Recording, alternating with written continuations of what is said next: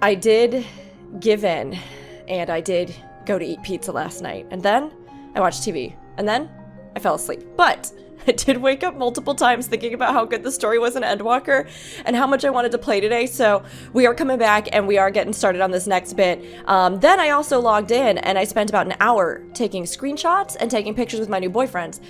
So it's been a productive morning. I feel pretty good about it so far, but let's definitely continue on and see what this zone has in store for us. In case you didn't know, it's rude to stare. Stop. Never. I must stare at you for every single second that we're here. Now then, our friend Hermes. Aside from overseeing the facility, he also conducts his own research. Chances are he will be at the main observation hub, so let us seek him out there first. Show me everywhere, show me everything. Oh my gosh, do we get an outfit? Do we get our own outfit? Attired as you are, however, you stand out a little too much. Our dear Emmett Selk wishes to keep a low profile for his errand, so do you know how to make a robe? The basic concept will do. Teach me how to magically summon clothes. Teach me how to never have to use a glamour crystal again. No. Oh, in that case, Emmett Selk? No, your whim, your responsibility. You're getting not another thimble of ether out of me, but more ether in me! Oh, the way he scrimps sometimes, you'd think he wasn't a nigh-bottomless font of magic. Very well, I shall make the robe, but perhaps you can assist. Come, let us search for the requisite material. Wow, not only do I have 2 new boyfriends, but we are also going clothes shopping together. So really, this is best possible outcome here. Those researchers are from Academia Anida's words of Halmarut, here to observe the local state of flora.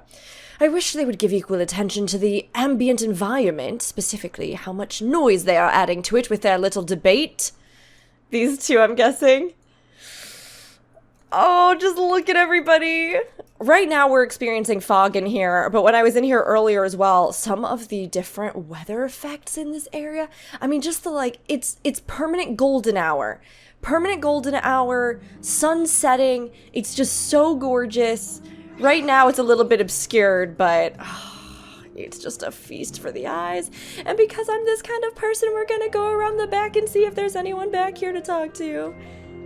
It doesn't look like it. Maybe a sightseeing log? That'd be nice. I wonder if off the back over here you can see anything more when it's not foggy like this, when it's not clouds weather. I wonder if you can see anything of the world below, or if it's all just kind of a cloud cover that we're above here. Oh, everything is so beautiful, I can't even. Alright. Nothing here, so let's go down. I did go down to get this aetheryte, which I'm really glad that you can actually unlock and access. I guess that's an interesting question, though. How are they gonna make this work lore-wise? If you can travel between the aetherites in the past and the future, does that mean that the live stream is in and of itself just kind of wibbly-wobbly, timey-wimey, exist in all places at once? We might be able to sort of justify that. Also, this tree with a little ring of water around it, it's so pretty. No means no. Just be grateful I'm even willing to wait. Yes, these creatures should suffice. Do we have to, consume them to make something else? An etheric rope. I want you to use it to capture, shall we say, 2 petaludi. There are 3 species here, I believe. Any 2 different kinds should serve. Now, I should mention that the strength of the rope is tied, no pun intended, to the strength of its user. As your ether is still thin compared to ours, you'll need to weaken the petaludi first. So they did, consume the ether of things to make stuff, is what I'm getting here. It's interesting that they couldn't just siphon from the lifestream, or maybe they did, and that's what caused some of the weaknesses? Or maybe they felt that wasn't prudent, right? if you take the, like, non-sentient life and you consume its ether and then repurpose it into a different form, and then eventually disseminate it back into the life stream, I guess that's sort of like the circle of life still happening, right? I mean, if you killed something and ate it, you would be repurposing the ether for your own body. So, like, maybe we can make the justification in that regard, as opposed to just tapping into something like the life stream directly and just kind of bleeding it for however long.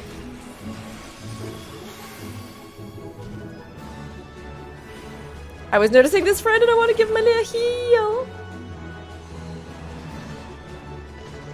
Oh, I thought those were feathers around its neck, but they kind of look like some sort of weird fungal growth.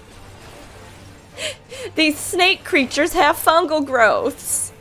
Somebody should treat that. Also, that last one wasn't quite finished off and it reset, so I'll have to go back and get it, I think.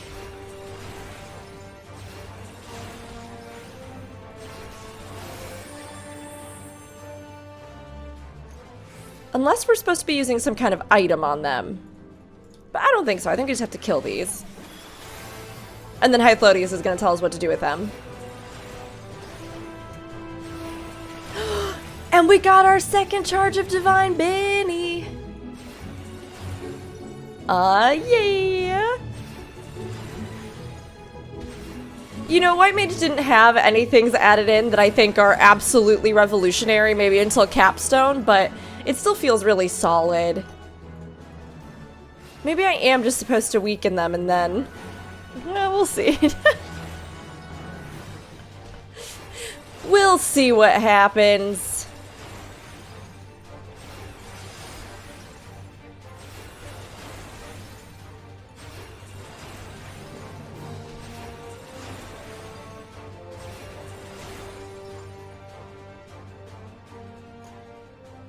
Yep. Yes, that must be it. Hold up. I need 2 different kinds, so we just need 2 different ones. Well, we'll try this again. I'm guessing we have some kind of item. I've gotten so many butterfly scales, though.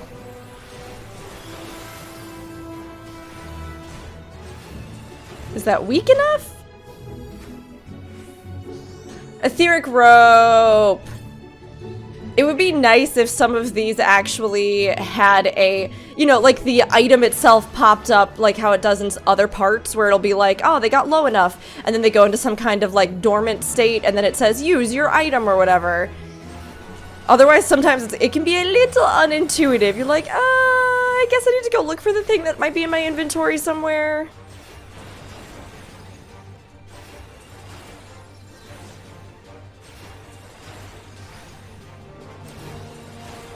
Okay, let's... whoop.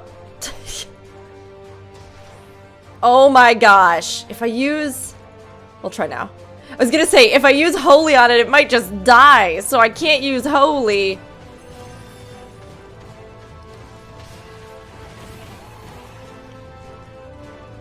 Maybe it will get tired and leave me alone. Leave me alone, Mr. Fungus Snake Man. There we go.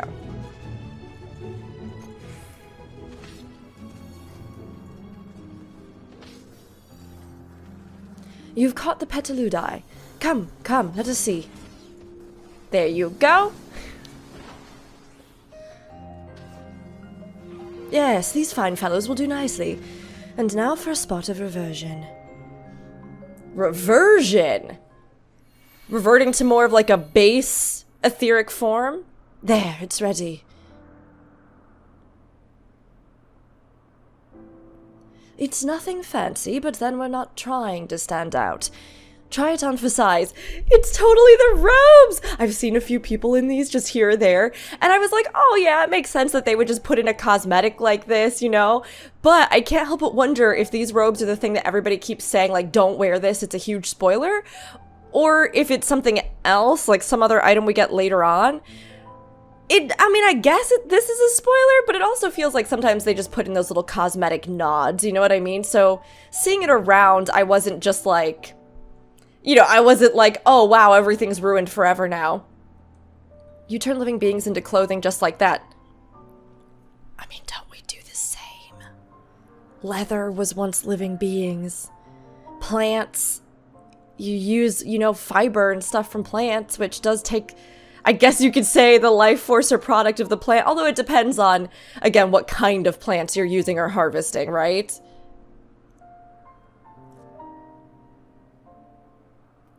I guess I'll go for the second one. Won't someone be angry with us for using these creatures? Oh, it's fine. There's no one around to tell us off. And besides, we can always make more petaludi. They only need a tiny amount of ether. It may take some effort to get the form and composition right, but anyone familiar with the concept should be able to manage. Well and good to disguise and educate it, but it won't fool anyone who can see worth a damn. Fair point, but at the very least it should spare you unwanted attention from casual observers. I mean, you have the head of the Bureau of the Architects here, right? If he has some weird creation with him, no one's gonna bat an eye. Emmett Selk speaks true. Even dressed like us, your unusual nature will be plain to those who think to look. Should someone question your presence, don't make up excuses, much less try to explain what you actually are. No, best to simply say that you're familiar. The question is, whose? Ah, of course, Azem's. If you say you belong to her, people will give you the benefit of the doubt for any and all outlandish behavior. Exploiting our associate's absence. Your friend, maybe lover. You know it, Emmett Selk, don't be petulant about this. Associate my butt. For lack of her presence, absolutely. Were she here, she'd have been the first to propose the idea, and you know it. My boyfriends, my ancient boyfriends. You know they were. You know they were. They're both so cute, though. With that, your story is settled. Let us continue with our errand. They did! They gave us the outfit! They just gave us the outfit! Oh my gosh! I have been dreaming of this day. I have a real-life version of this outfit. Thank you, cosplay. I appreciate you, but now I can wear it in-game all the time. I mean, I guess I probably should be sneaky about it in other zones, right? And it looks good on Vieira. It doesn't look silly over the hips.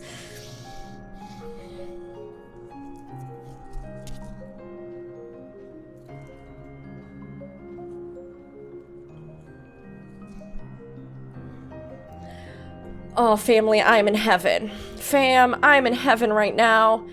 I'm in heaven and there's no coming back. No one can make me come back. This is where I live now. This is it. This is where I live. Oh my gosh. Okay, I also need to figure out how we're gonna make this look so right. You know what I mean? Oh, the boots are actually pretty cute. I actually like those. I mean, I always put heels on my Vieira. I can't help it. It's just who I am. It's just what I need. But that is cute. It could be much worse, to be honest. And then they gave us little pants. But the pants looked pretty similar. There's my little pants.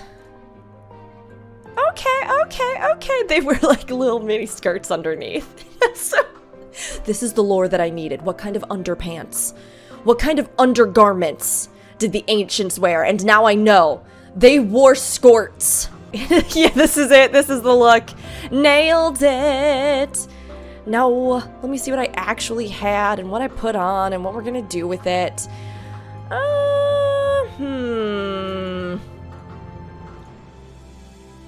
I mean, we could go black on stuff here. We could. But I mean, I kind of feel like I want to go... Oh, it's so tough. There's so many good ones. What do we even pick? I don't even know. I mean, Valka does. I do love some gunmetal black on Valka, to be honest. I think we could probably do without the headpiece. Oh, this is so tough. They've really done me in now, huh? Now it's really over. Because this is all I'm gonna be doing for like 15 minutes. 20 minutes. Half an hour. I kinda like the light robes. Maybe we go for pearl white. Ooh, but it does look good in just general purpose white though, and I do have that already on me.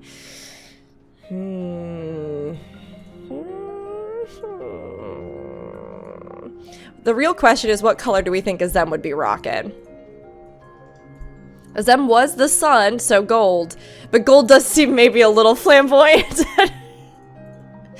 You know, I don't know, but maybe just like a little bit.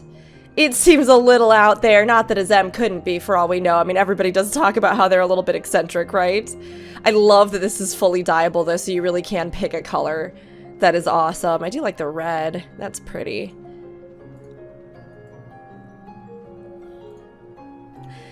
Oh, everybody, this is a problem for me. This is going to be a problem for me here. This is difficult. This is not an easy choice for me. Oh, that gold kind of looks neat. Okay. All right. We got to pick.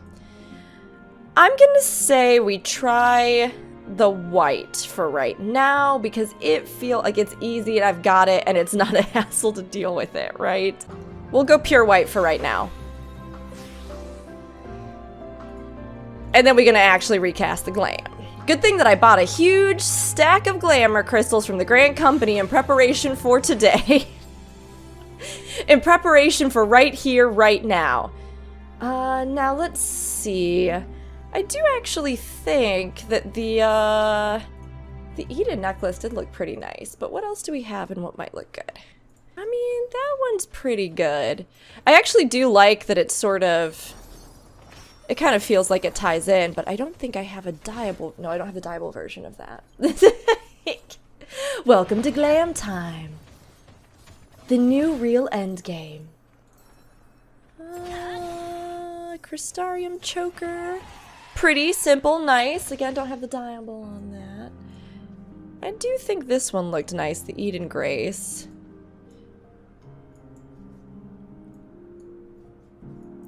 I mean, we could just go for nothing.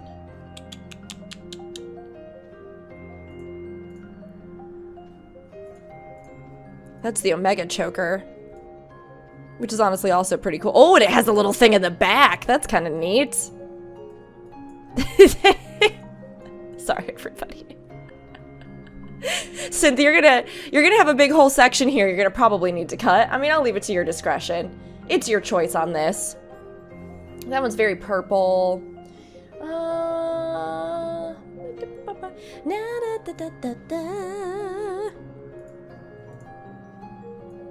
It's the carborundum. If we go for black, the carborundum one looks good.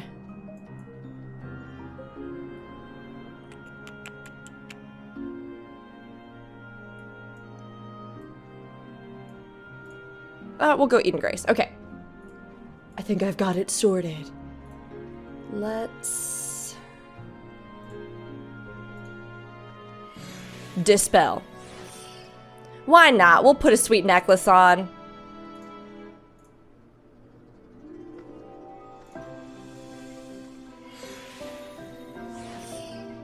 And then we need to figure out exactly what we want to do for our glovies. Those do, they cover underneath. Oh, interesting. Bookworm's gloves. Oh.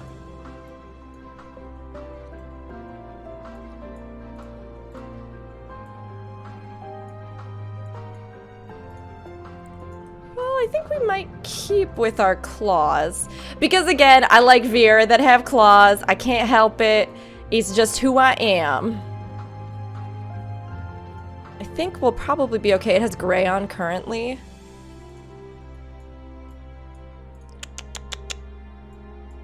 I mean, the white, that's the thing though. It's like, do I use another pure white dye on these? That seems so excessive. but it definitely makes it a much better white. At least for this look, right?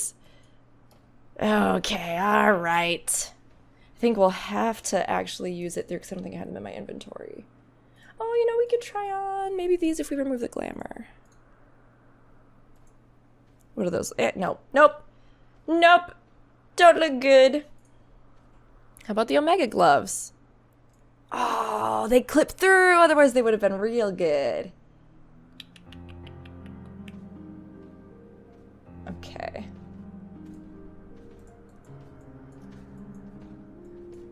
Well, for right now, we'll do it.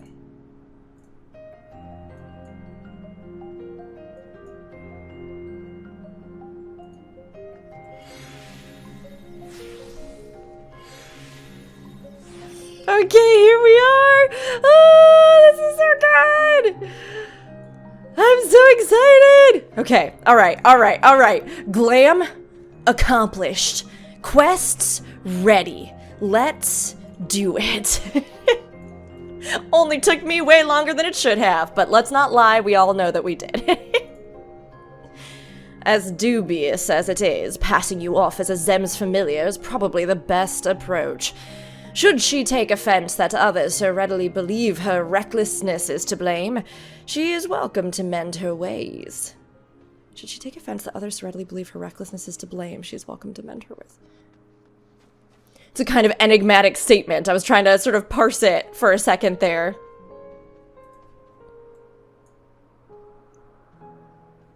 Pass as a child in your original size? I think not. Augmented or no, your ether is still far too thin to be considered normal. Well, you know, I can't help it. This is just the way I am. Let's go, Hythodius! If you are ready, let us continue along the path to Anagnorisis. The place serves as an observation hub and residence both. Someone there should be able to point us in the direction of Hermes.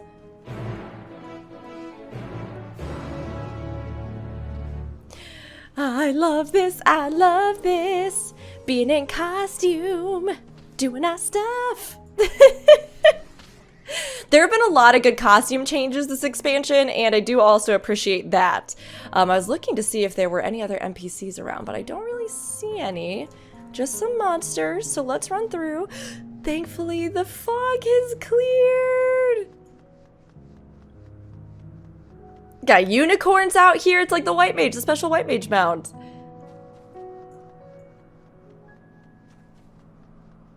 Monoceros. One horn, maybe, is what it might translate to. Oh my gosh.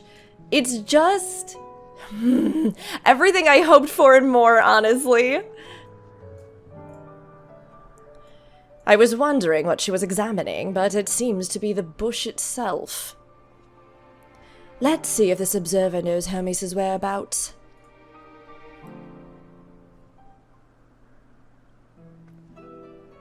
Yes, can I help you? We wish to speak with Chief Hermes. Do you know where we might find him?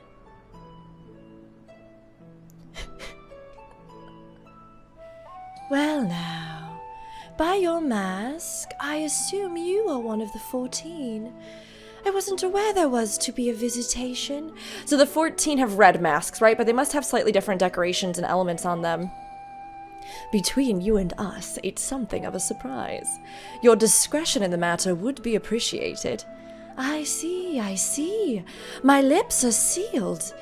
The chief should be out conducting observations as usual. His focus of late has been aquatic creatures, so I expect you will find him at one of the pools. The pools, you say? Many thanks, and apologies for disrupting your work.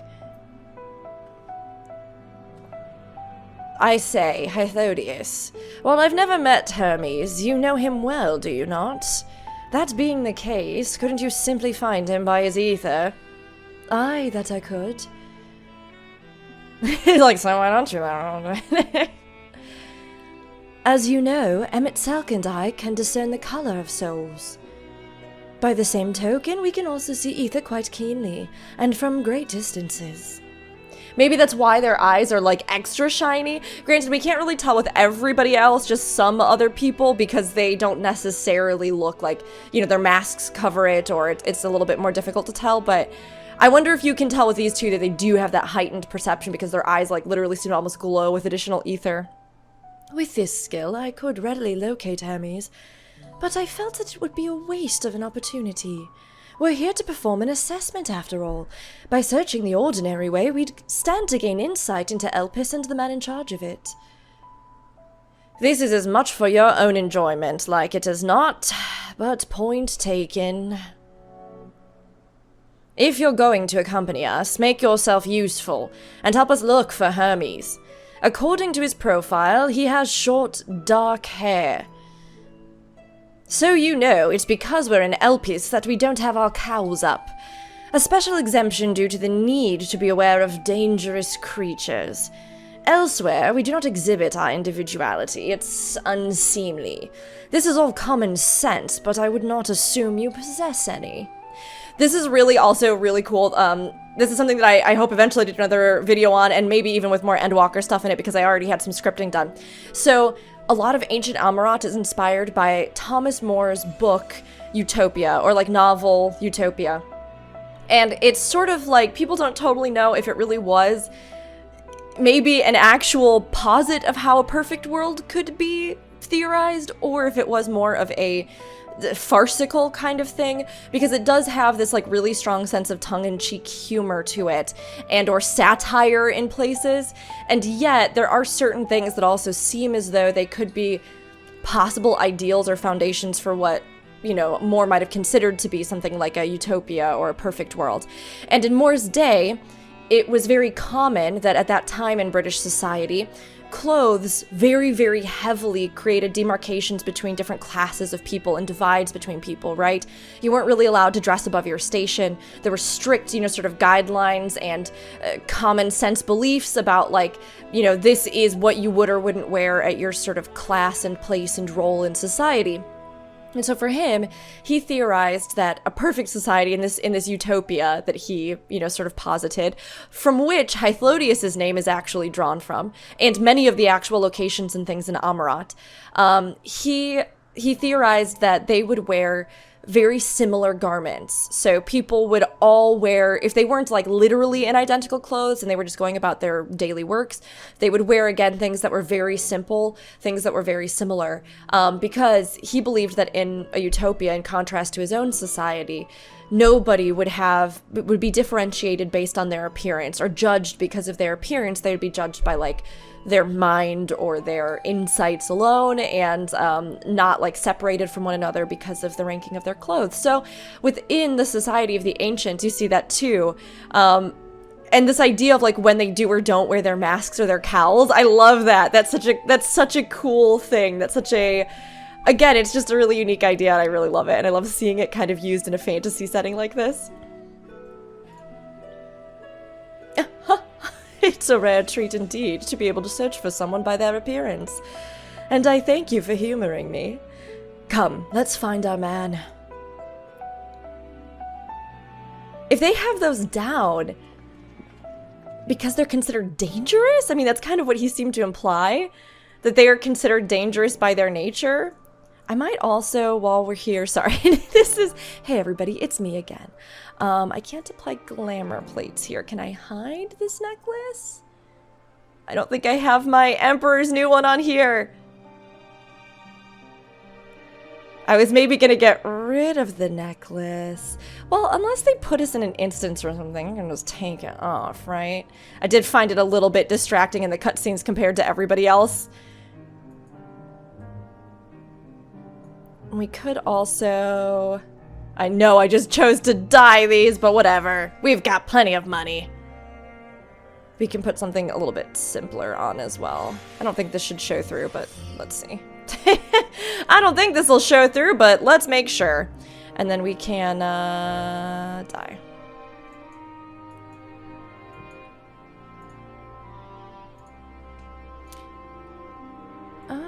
We have our blue earrings on. Well,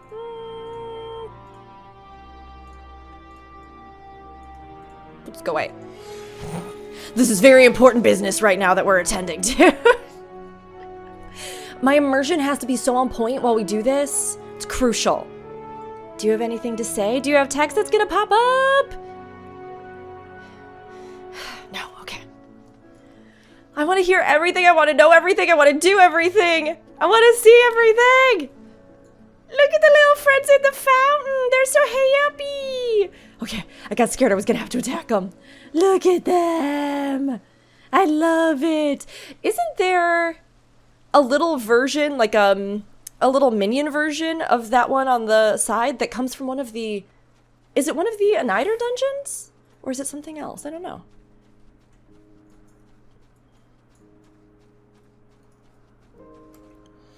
Every single thing here is perfection, and I cannot stop thinking about it. I dreamed about it. I woke up because of it.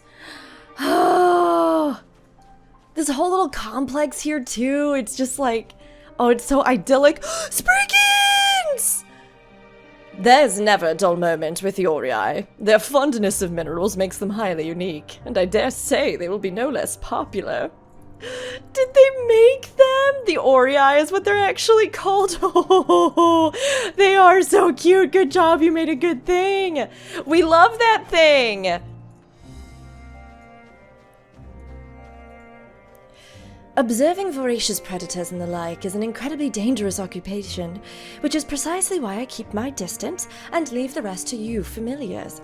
After all, I'm far too important to risk my neck gathering dung samples and the like.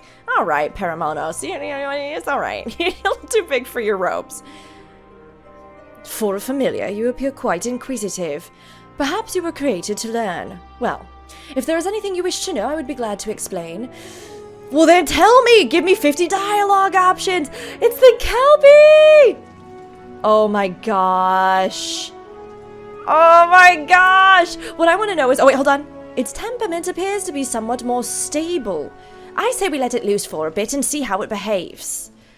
Hold on, I want to catch the tail end of that, so I'm gonna come back again real quick. Somewhat more stable to be sure. I see, I see. Ugh. So I wonder how much of life as we know it was actually given shape, form, and creation by the ancients, and how much was like a natural evolution of creatures that existed, like a natural manifestation of ether in different ways. That's my big question. I am really interested in knowing that. Let me in the buildings as I smush my face against the doors.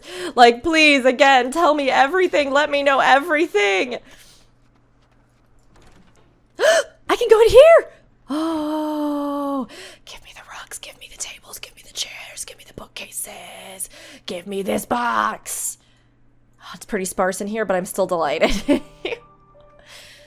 Well now, what an adorable familiar you are. Who might your master be, I wonder? I'm in heaven. I died because Endwalker killed me, and then I became in heaven. I got put in heaven.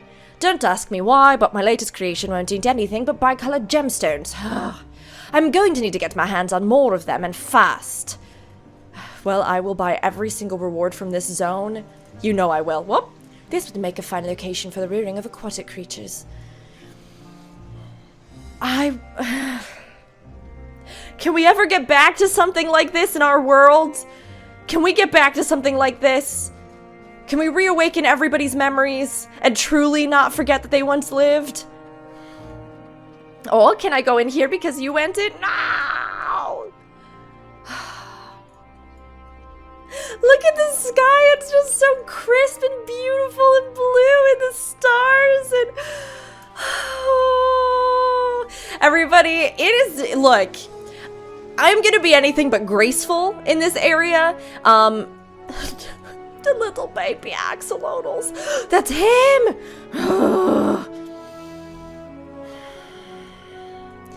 A lot of things are happening inside of me right now. A lot of feelings, a lot of emotions. I want to go to that pavilion, but I'm going to talk to Hermes here. We're going to do it. It's going to happen. Bewinged girl. I just got it.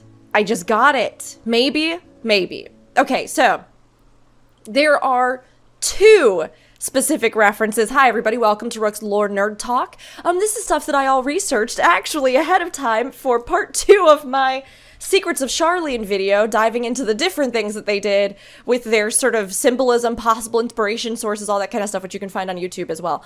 But there are 2 influences that we see in Amarat and in the Ancients. One of them is Thomas More's Utopia, which I talked about. The other one is Shakespeare's play, The Tempest, which actually, coincidentally, is actually my favorite Shakespeare play. And I got to perform it. I actually got to play the role of Prospero when I was doing my, like, conservatory training, post-school, post-graduation, college kind of thing. I did a program in London, and I played Prospero, because we did a gender bend version. But they actually have Emmett Selk recite in one of the stories at the end. He does an altered version of Prospero's final monologue, I guess soliloquy at that point, that he does in The Tempest before he kind of consigns himself to oblivion.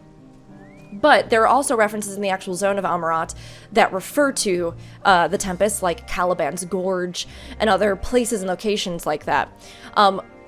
The sorcerer Prospero in the original play has a like fairy familiar named Ariel, who oftentimes is depicted as being part like avian in many productions. There's one really cool production where they just like went full ham on it. It's so good. But I wonder if the Bewinged Girl, if their name is going to end up being Ariel, or they might be another reference to The Tempest, because it is just such a beautiful, beautiful play. There are a few things in it that now in retrospect are a little bit problematic, but I think a lot of the other stuff in it is really incredible, and it has some of my favorite speeches. So, sorry, theater kid here, big lore nerd, but it did just dawn on me that not only does Hermes have this relation to like the winged messenger, but also to maybe get another Tempest reference in here, I'm going to be very pleased. They have such funny faces.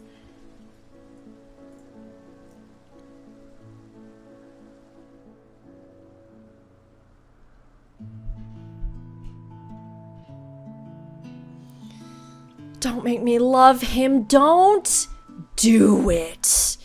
I don't want to. But I know I'm going to. Huh. You are...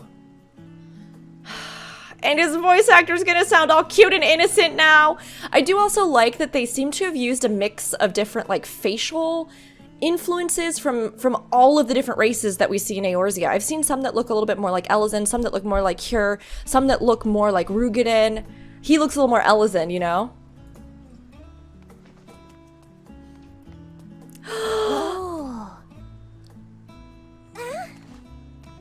I love her! You're different too. We're both familiars! Your outfit's adorable! We're alike. Friends. I want to be... I love her. Wait, I love please. her. Wait. Can I get her feet as an item in the game to put on my Vieira? Oh, she's precious! Greetings and salutations. Can you hear me? We can talk through a mental Do not bond! be alarmed. I mean you no harm. I wish only to hear your words, share your feelings, and know your thoughts. Okay, that sounds fine. Yeah, let's do it. Soul merge. Let's May go. we please be friends. Yes, we may be friends. We may be friends. May we please be friends?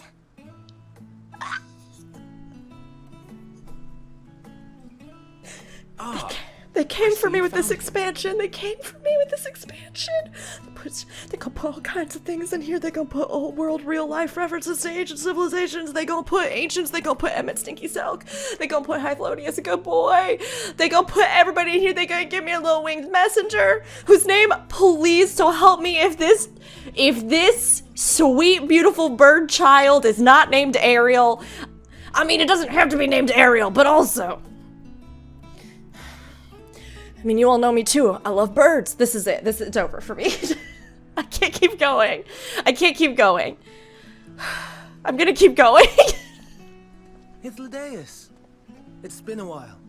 I also realize that they say Hythlodaeus, but I've said it Hythlodius for so long now. Too long indeed for close collaborators. On this blessed occasion, I bring not only myself, but others who long to speak with you.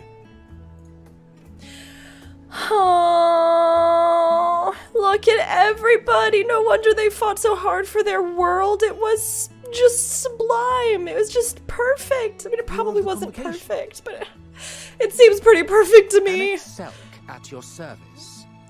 Do I have the honor of addressing Hermes, Chief Overseer of Elpis? You do. You have traveled far for it. Given your facility's purpose, its remote location is something of a necessity. Would that I didn't have to rely upon a guide. Emmett, you know you love that you're here with Hythlodius. Have I not ever been an attentive and helpful friend? Emmett would be sad and lonely if he was here by himself, and you know it. We all know it. But moving along to more agreeable company, this one we chance to... Come across? Encounter? Meet? Oh my gosh, I'm gonna adopt this bird child. They will be my friends and I will love them forever.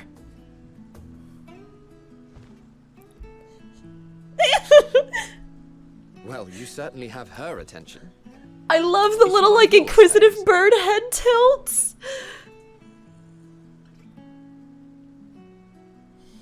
Tell me the Her name. name is Meteion. It means shooting star. They didn't name her Ariel. That's a missed opportunity if I never saw one, but shooting star is also cute. I'm gonna call her Ariel.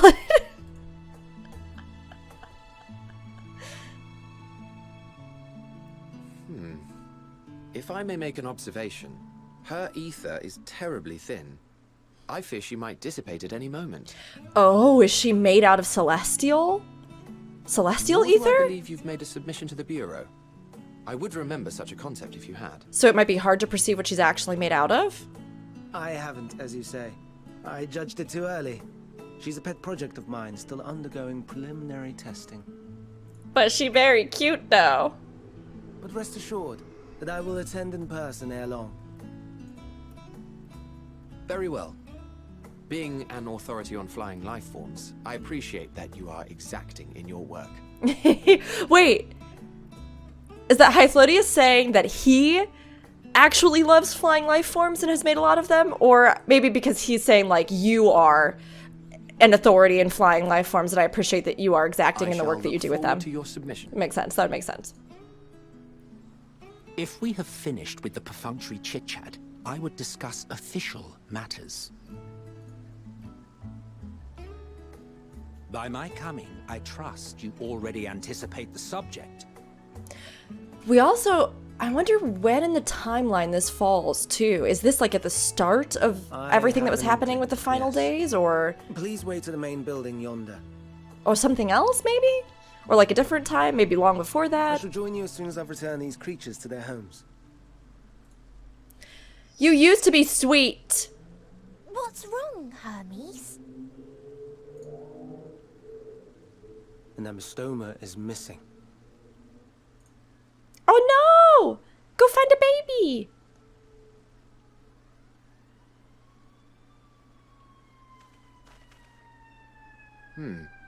I may have found it.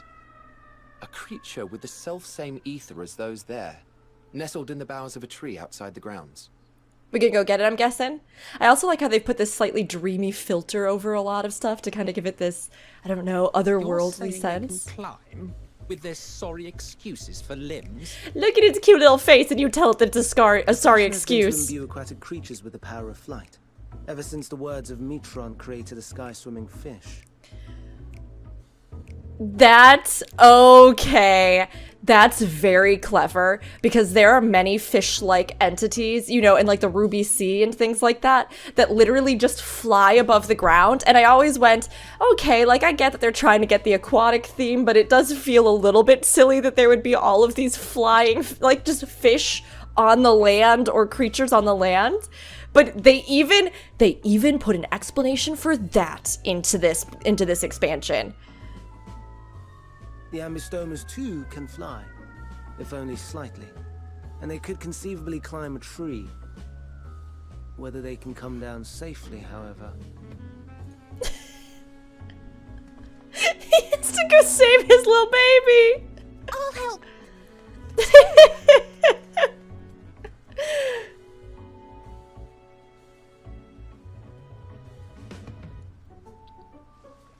And what are we supposed to do with this lot? Love them, cherish them, feed them, touch their cute little faces. May I suggest we split up?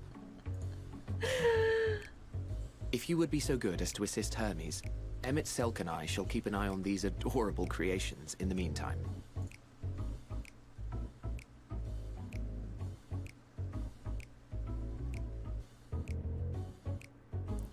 I will go help look. I'm not going to let them fly around and get into trouble and get hurt. They're too cute. We need them in the future so we can get the cute minion of them. Oh. Just like, just.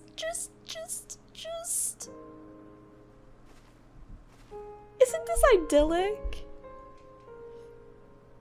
This is just... It's so beautiful. The little dancing motes of light above the meadow. The music. I don't ever want to leave here. I kind of feel like we should have allowed the rejoining to happen because this world was dope. And don't get me wrong, our world is also pretty cool, I guess, but it's not this good. Hermes, are you all right?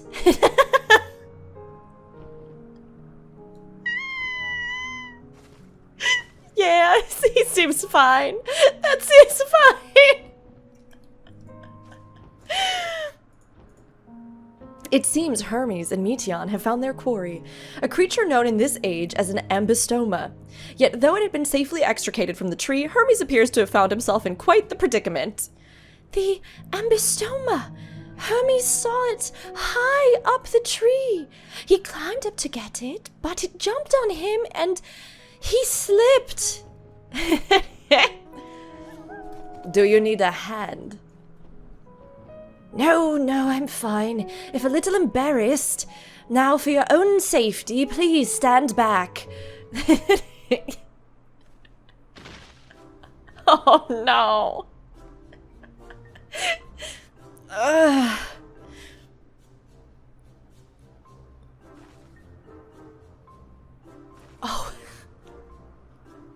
Fam, give me 1 second. I just realized. Come here. George likes to sneak in here and sleep. George, one of our cats, likes to sneak in here and sleep by the radiator during the winter. And I usually lock the cats out when I record because sometimes they get up to nonsense and cause problems. Come here. You silly. But George must have snuck in here and been in here without me knowing. And I just heard the tiniest meow next to me. And lo and behold, it's a George cat. Hi, do you want to go out of this room? Yeah, where your food and water are? And your litter box? I'll be right back. Come here. All right, George crisis averted. He has been set free. Hermes, are you all right? Quite all right, yes. My apologies for making you worry, Meteion. Both you and, Valka. Valkadobini, you are called. An intriguing name, somehow reminiscent of a new creation. Thank you for coming after me.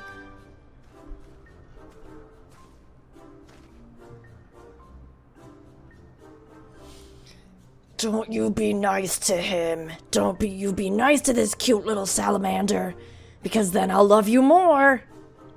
As for you, little one, you must be more careful.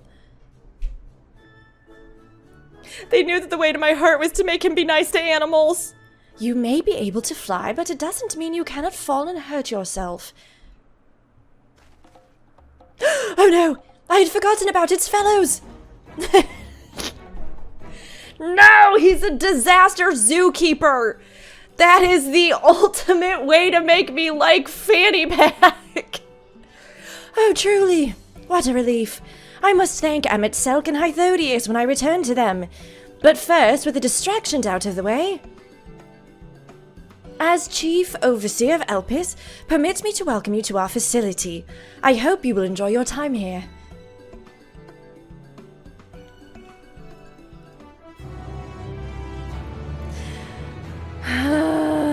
Disaster Zookeeper, why?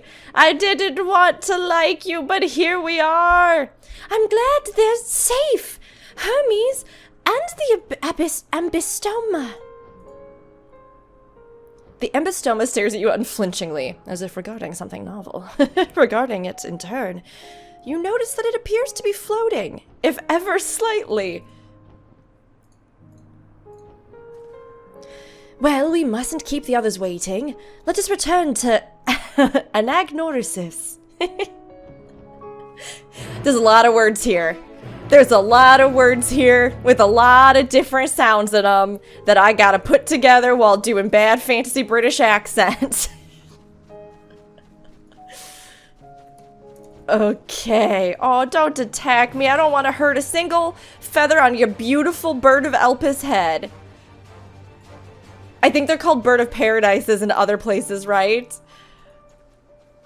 Oh, do these people have anything to say? No, but they have... Kate Sith! Oh my gosh. Was Kate Sith a familiar of one of the ancients? Why aren't we gonna go talk to Kate Sith then?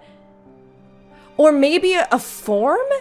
Like a form that was later rediscovered? Or... That's an interesting little Easter egg right there. The adventurous Ambystoma. Perhaps it's only your imagination, but something in the creature's demeanor bespeaks proud defiance for having gone on an adventure. You keep it up, you funky little salamander. No more errant creations to distract us from matters of actual import, I trust. 'Twas blissfully uneventful in your absence. The little ones were on their best behavior. My apologies for the trouble. Owing to your kind assistance, all the Ambystomas are safe and well. I will presently send them back to their space. If you would go on ahead to the main building. Upon entering, you will see a table and chairs, a meeting area. We may speak there. Very well. Take care not to let the little creatures slip away again. I missed Meteon's dialogue. Here, we'll try now. Some creations stay outside. Others stay at Katisis, like the Ambystosas. Will you be attending as well? If so, you should join the others at the building. Yes, I will go. I think I already talked to you, Cleides. Yes, I did, because there's the Spriggans.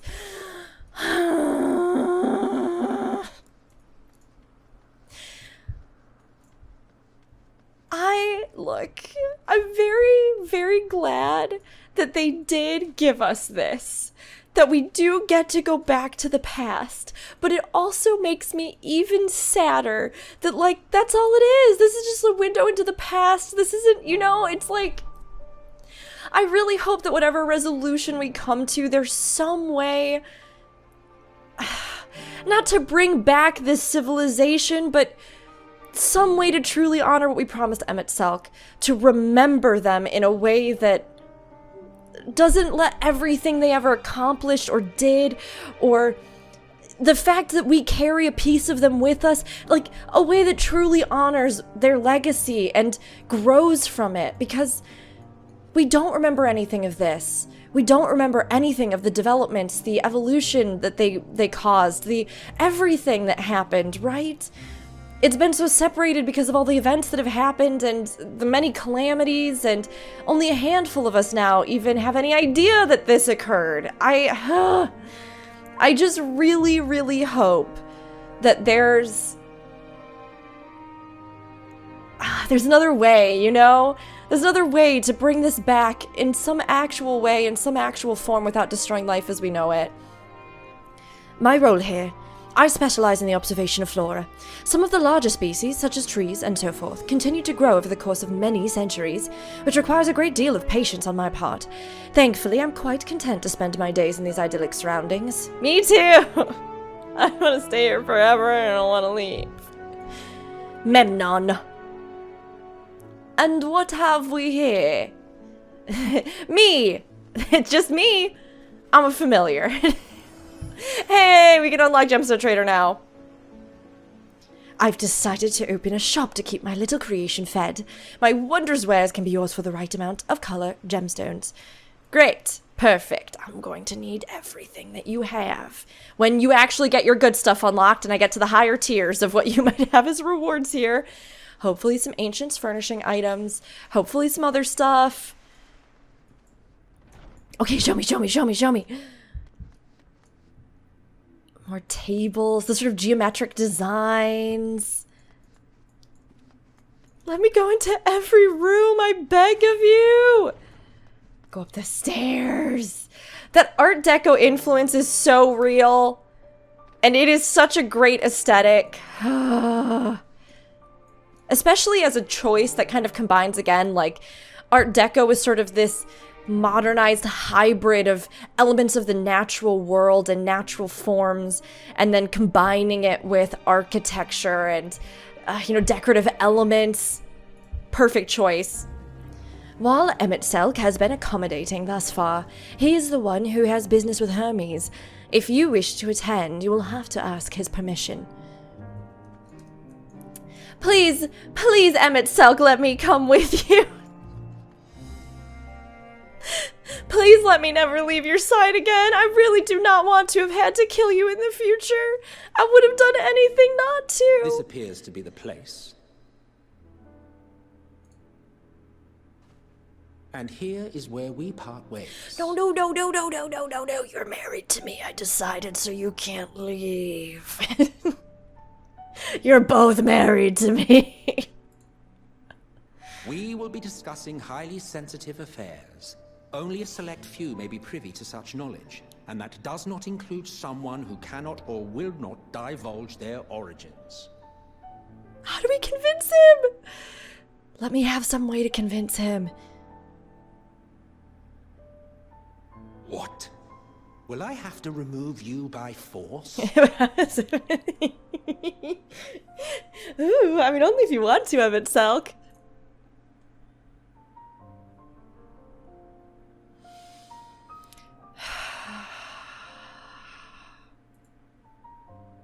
There are reasons I cannot speak freely. Let's hear them then. These reasons of yours. Who knows? If I deem your mysterious cause worthy, I may even be inclined to offer my assistance. That little bit of amusement in the voice acting on the let's hear them then, these reasons of yours. I love it. I do not object to her attendance. Hermes is like, I like familiars and stuff. Highly irregular. Perhaps, but I believe she can be trusted. Meteion would not have taken to her so quickly otherwise. Moreover, the presence of a third party may help me to maintain composure. Oh, are they discussing the final days? Or is he being, like, is Hermes being punished for something? Behave yourself. Do you hear? Emmett Selk, you're being real mean to me right now, but I know you love me secretly under there. I know it. I know it.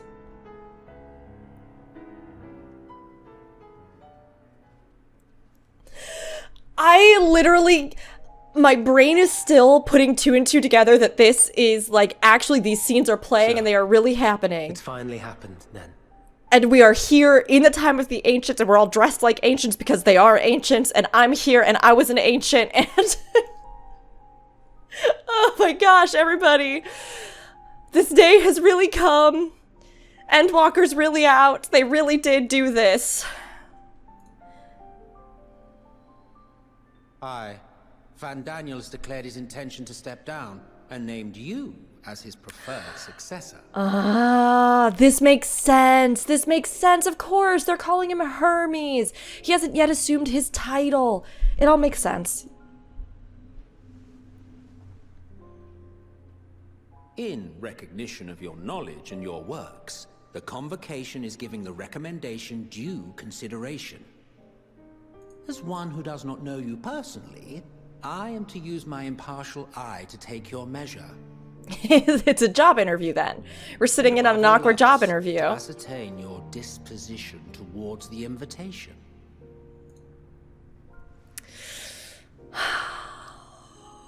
I understand that you and Fandaniel are close. He himself was once chief overseer of Elpis after all. I should not be surprised if you knew before anyone else that he wished to relinquish his office.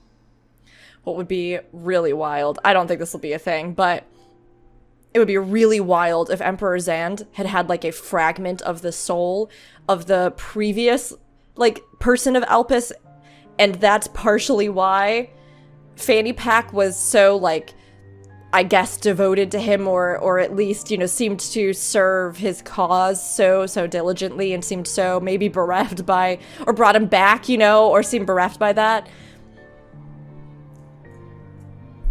I did. He told me that when he fulfilled his purpose, he wished to pass the torch to me. But that responsibility... A torch you seem none too pleased to accept. Are you so averse to serving on the convocation? No, it's not that. For a humble researcher like myself to even be considered is an honor beyond words. But would he have to give up his work? And it's a lot of responsibility. What troubles me, what I struggle to come to terms with, is the very fact that Fandaniel is stepping down. Does this not mean that he will return to the star? And the voice actor that plays Fanny Pack, the range though! This good boy versus what we see the distorted, twisted Fanny Pack eventually become? Of his own volition, yes. Like so many others have before him. Oh, they serve until death? Return to the star? Does that mean die? Well now, that's not a word I hear often. Is that what you say here in Elpis? So they don't actually say death.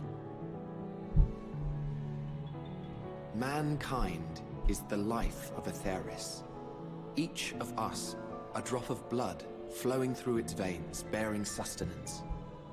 This is an absolutely buck wild tinfoil hat theory that I've just had. But if Meteion is made of celestial energy, and we don't know what its purpose is yet, or what their purpose is yet, and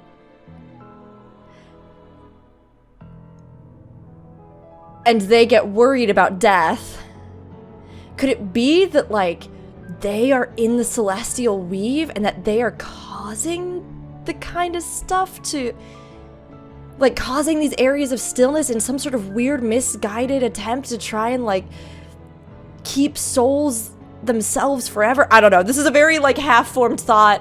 In our finite time upon it, 'tis our duty to make it a better place, that all who call it home, now and in future, may abide in happiness. To that end, we have dedicated ourselves to the pursuit of enlightened creation. And by our efforts did we transform this once untamed wilderness into the peaceful paradise you enjoy today.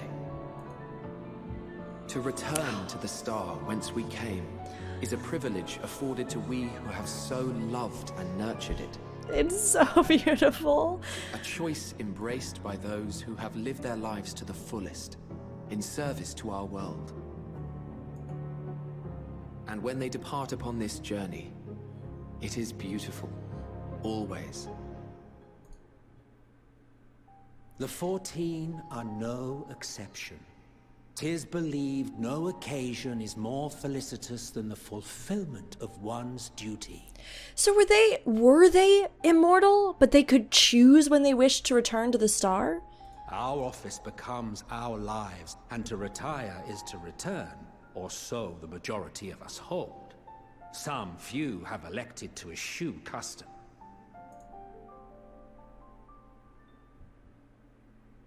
Mayhap you feel Fandaniel's deeds do not warrant his return. Oh, Hammond Selk. Yet you should know his accomplishments as well as any. During his time, he conceived of countless outstanding concepts. This boy just sad. He's sad that the person that he cares about is leaving. And channeling the wealth of experience he attained here in Elpis, he brought forth many new specimens. I know of all this. I do.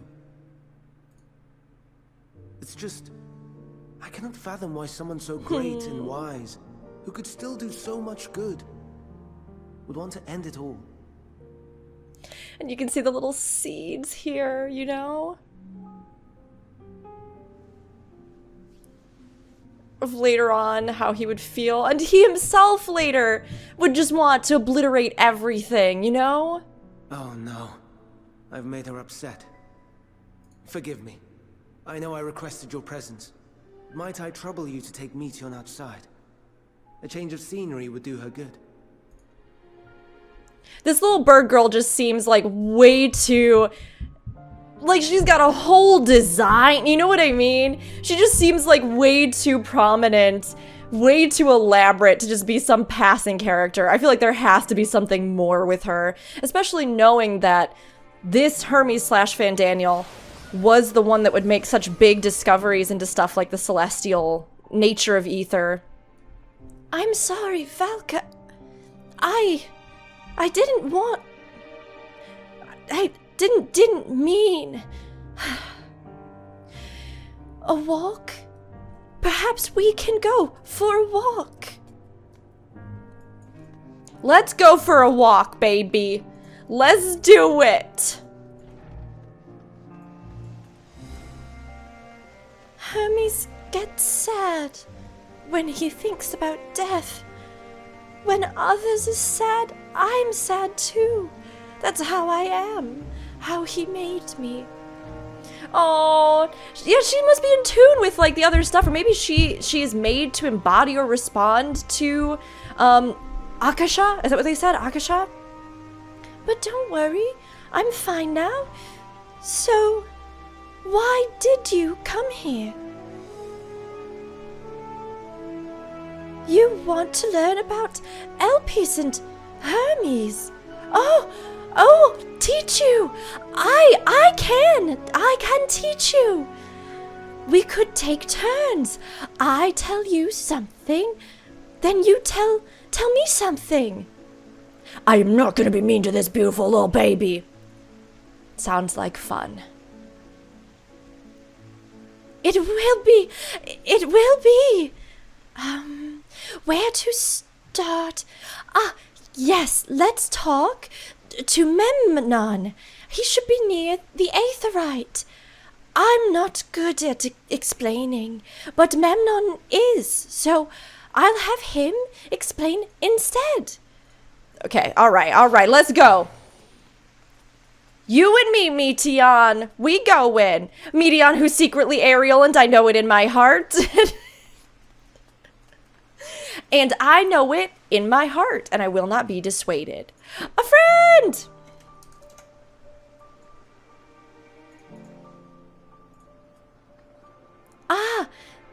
The Aetherite. Anyone can use it to teleport anywhere. Well, maybe not anywhere. Not to the ground or other isles. For that, you need teleporters. Oh, and permission.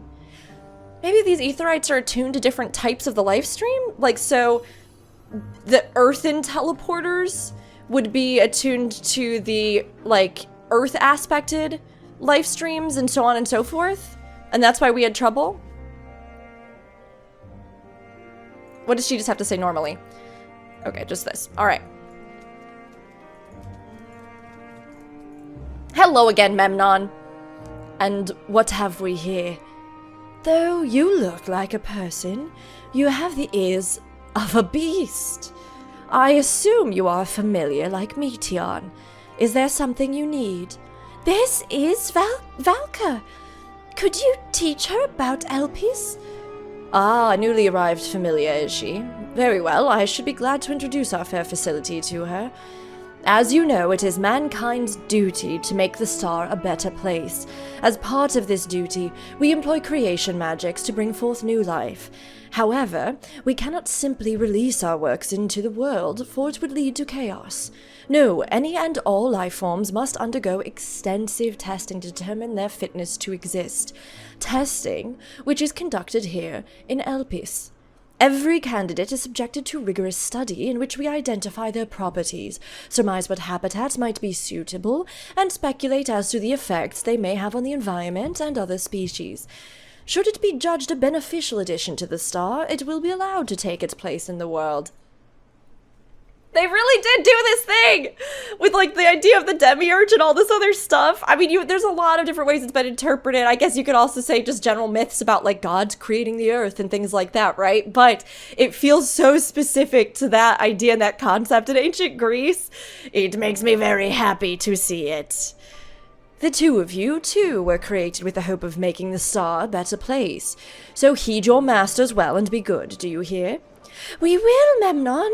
We will. Thanks for the lesson. You had a turn. Now I get a turn. Where did you come from? From the Crystarium, I guess?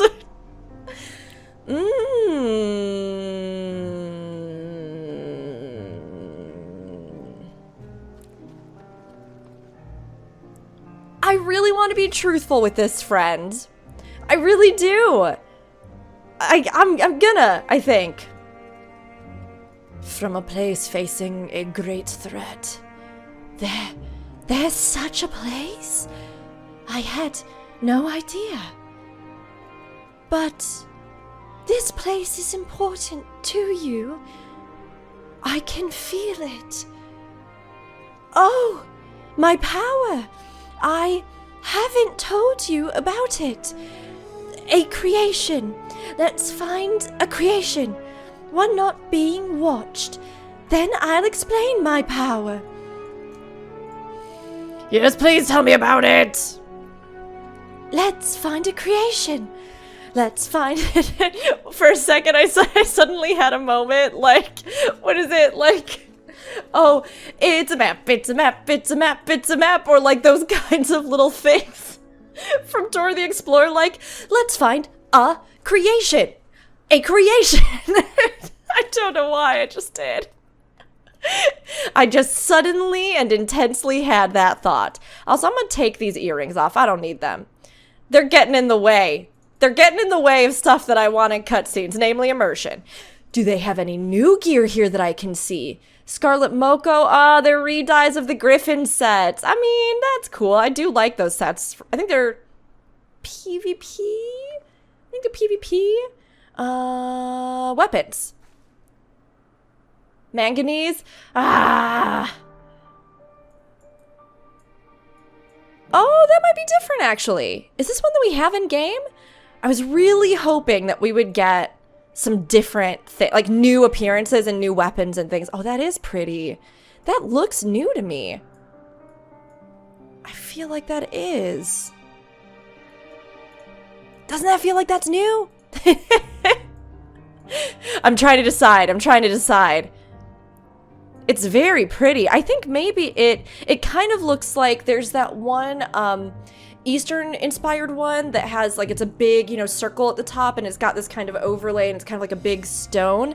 It sort of reminds me of that general shape, but the actual look of it feels very different to me. That's pretty though. Oh yeah, that's pretty. That's pretty. Ah, yeah. I always tell people on stream that you can tell when I'm getting, when I really like something or I'm like really into a certain look or appearance or piece of gear because I turn into a weird old creepy man or I'm like, yeah, that's good. I do actually like that. That is pretty. What happens if we make like everything a little gray? I'm trying to look for our next big glam, you know? You always got to keep an eye out. You always got to prepare yourself for the next big thing, the next big glam. Okay. I mean, I do think that's pretty. Oh, that's not even the one for us. This is the one for us. That's why it looked different. It's because it was the black mage rod. I should have known. This one we do have in game already, this bird. It's very pretty. I do like it. And I think maybe they've changed how you can dye it. That's nice. Because it used to be, I think, that you had to have the kind of pink on it. But now they've made it so that you can actually change the color. That's nice. It is a pretty one. I always did like this one. It would have been extra cool if they maybe did like a little effect on it or something. I don't know. But that's pretty. That's pretty. I like birds. I'm into birds and stuff. But they added sage ones. What do they look like? Oh. They're a little ancient inspired. Oh, I would give my life for a full ancient set. I would sell my soul. Those are cool. And do they have a Reaper scythe? They must, right? What does that one look like? Does it have Big Bird on it? No. It's got some of the same, like, kind of feel to it. That kind of slightly organic look. Okay, all right. We'll keep going. Once again, I've been distracted by Glamour. This is the real endgame. Oh my god, it's the bird. It's the bird. No, I should have gone to that talking puddle. I hope it's still there. It probably will still be there, right? Oh, this creation is perfect. But I don't remember seeing it before. Perhaps it's new? And anyway, I'll try reading its mind. That's my power. What? Death to all who oppose me. I will see this world burn. I will watch it in flames and eat up what's left like fish from the sea. All things will suffer at the end of my pelican beak. Darkness and decay shall know no bounds. I can't read it. Or maybe there's nothing to read. Wait, please wait. I'll try again. With you this time. Oh no, please don't. Oh god. Did we cause the final days? I'm over here like, did the stank from our own times get on this good baby child and then it got stank all up in the ether? Greetings. Can you hear me? This is my power. I can read the emotions of those around me and project my emotions to others in return. Is Meteion doing like large-scale world emotion transference? Is that what's happening? And that's why everybody is so dark and dour and it's corrupting all other emotions? I am not actually speaking to you in your mind. Rather, you are converting my emotions into words and intention, a process performed subconsciously by intelligent life forms. This ability is vital to my mission, for it allows me to interact with intelligent beings, even should they communicate via unknown languages or other nonverbal means. As a consequence, I am clumsy at speaking. Yet though I struggle to express myself in this fashion, Hermes wants me to speak as much as possible, for everyone has thoughts and feelings that they may wish to hide. I harbor an affection for you, one that is difficult to define. Aside from the fact that you share common traits with us, your thoughts are complex, prismatic. They draw me in and leave me wanting to know more. Out of respect for your privacy, I will refrain from using my power when speaking with you. Nevertheless, I want you to know that I wish to be your friend. And I wish to be your friend too. Yes, I heard you. Every good, beautiful, pure baby word. Did you hear me? Good. it's my turn again. So, what are you good at? Fighting, crafting, not those two. Crafting, gathering, gone. Those ones. I lied earlier, everybody, about being an artisan. That was a lie that I said all a million years ago back in old Charlian. Playing, it's a secret. Valka would say fighting. Because Valka is very much a combatant. I would say something silly like playing or it's a secret. But we'll say fighting. Fighting. Oh, fighting? That must mean you're strong. Hermes is strong too, but he doesn't like to fight.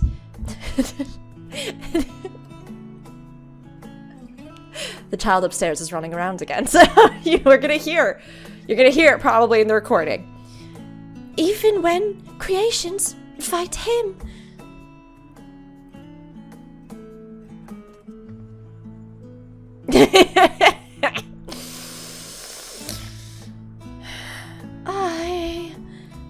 I think we might be bothering it. I will destroy you all.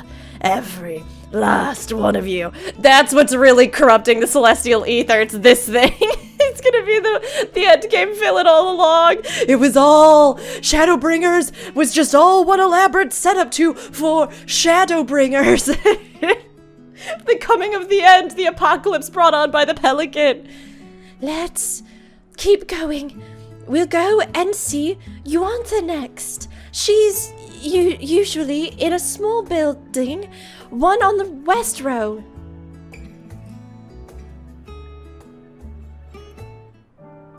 No!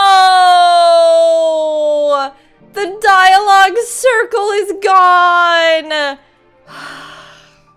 It's okay. It's okay. I'm gonna replay this like 500 times. It's okay. It's not okay. It's fine. It's not the end of the world. I am devastated emotionally. Okay, same thing there. We already talked to that friend. Okay, all right. I was curious if any of the NPCs might have different dialogue with Meteion in tow, but to the west, it'll be over here. We already were in this building. This one? No, this one.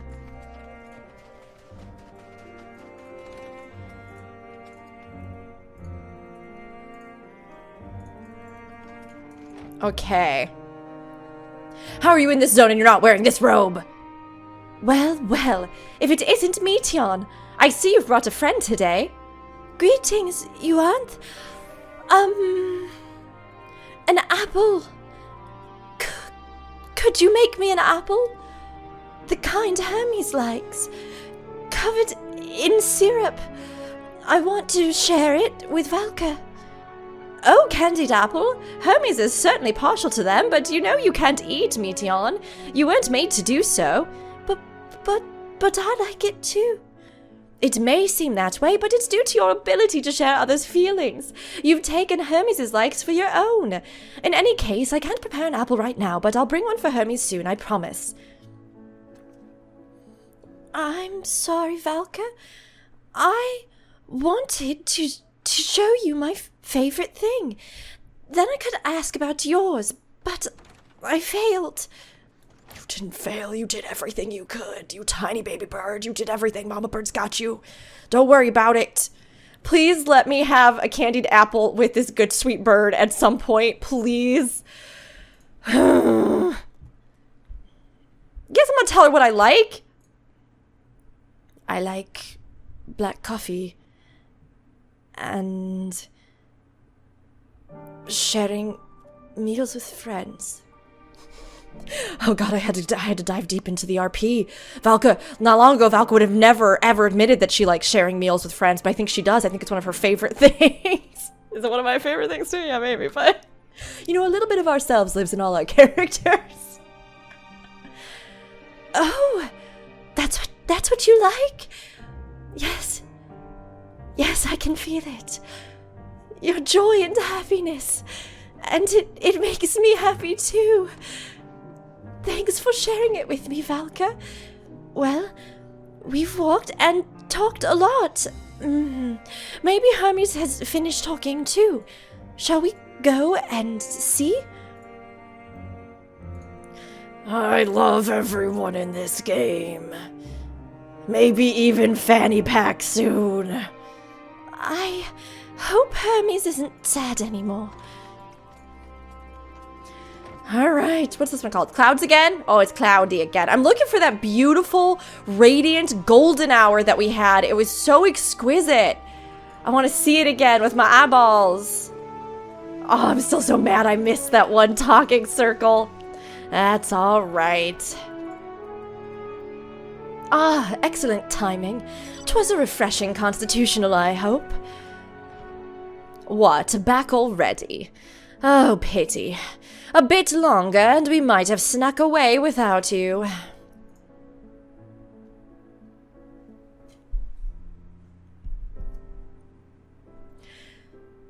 There you are. I can see the fresh air has done Meteion good. Valka wanted to learn about you and Elpis, so I taught her about this place, about my power, about your favorite food. I'm not sure if that last one would be of any use. But I do appreciate your keeping Meteion company. While you were away, I finished speaking with our guests. Finished? Hardly. You requested time to consider the invitation, so we have no choice but to occupy ourselves with an inspection of your work. My apologies. It has been decided that Emmett Selk and Hythodius will accompany me as I attend to my duties. If you wish to learn more, perhaps you would like to come too. I'm compelled to remind you that she is in no way associated with the convocation. We simply chanced to meet at Propylion. There is no guarantee that the matters we discuss will remain private. I do not mind. To see the joy her presence brings Meteion, I cannot imagine our mysterious friend harbors malicious intent. Valka is kind, really, truly. She taught me as much as I taught her. You're coming, of course, to watch Hermes. You're bound to learn lots and lots. They giggled. You giggled, Desiree. You love us. You know you do. You know you do. These are a few of my favorite things. Ancients and bird people and Emmett Selk and Hythodius. Maybe Fanny Pack, although I'm still waiting to see if I like him. Candied apples and grumpy birds and I'm trying to think of everything. Wearing ancient robes.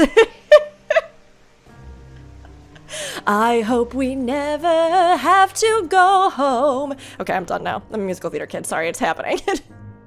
I can't hide who I am. And much like Meteion reading my emotions, I hope you know I wear them on my sleeve. I hope you accept me.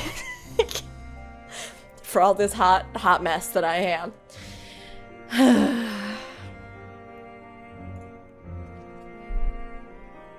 If everyone is ready, there are a few creations I need to check on. First, we shall return to the spot where we found our wayward ambystoma. Have care where you step outside a hub, for there may be more unruly creatures about. Banana.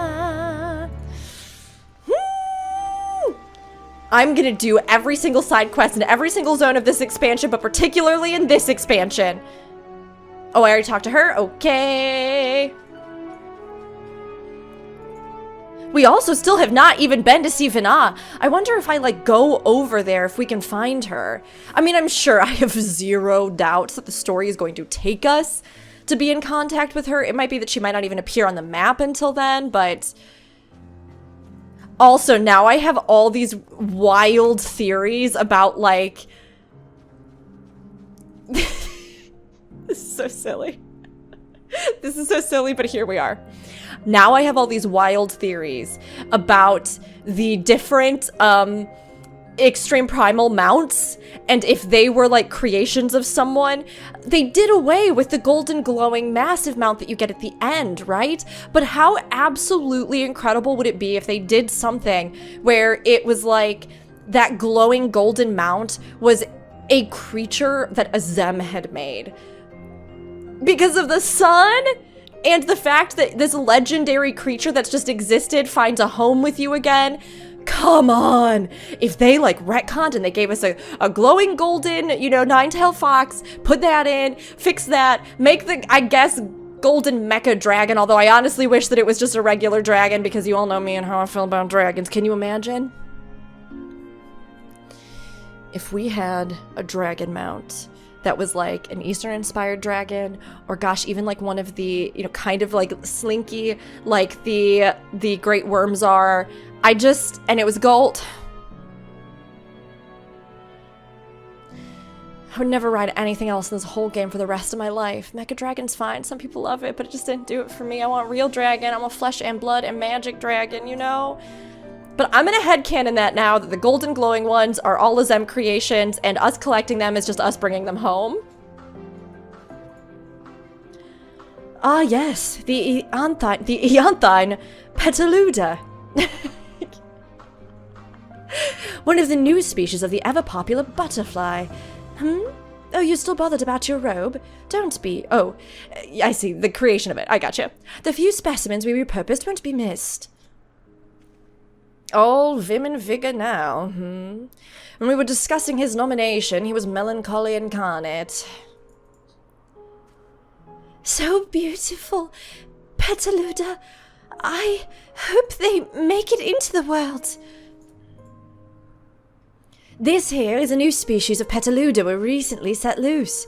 It has been doing very well, managing to maintain a stable existence thus far. If it can see its observation period to the end without issue, we shall release it into the world. Tell me, do you know the difference between living beings and arcane entities? It is the presence of a soul. Yet the soul isn't something you can choose to have at will. No, it manifests only in those beings whose forms adhere to the laws of creation, that can endure on their own. Now that is interesting, because previously the lore that we did have, that was in-game, that we had, you know, information on, was that souls were something that could not be created, right? This is actually from one of the short stories, I think, that they confirmed this, a more recent one, so... Sorry, I'm processing everything in my head and thinking about it.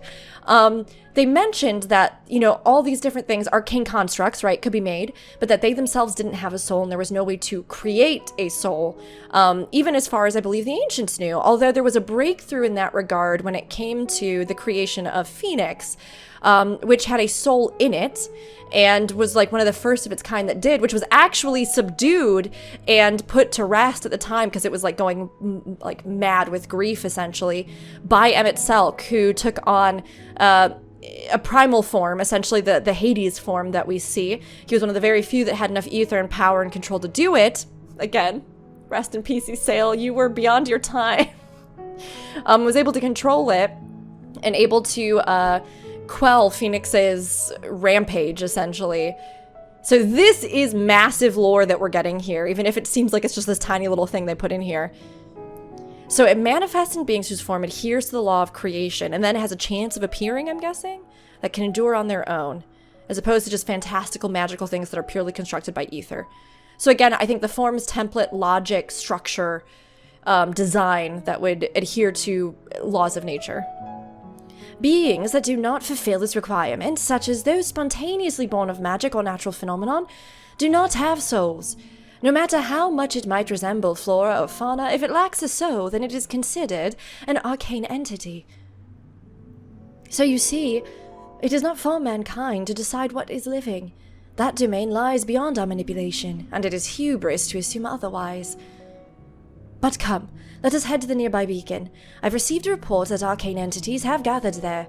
So they did stay true to that. In that creations can be made but that having like a soul, sentience, emotion, all that kind of stuff is something that seems to be an intangible thing and capable of replication in theory.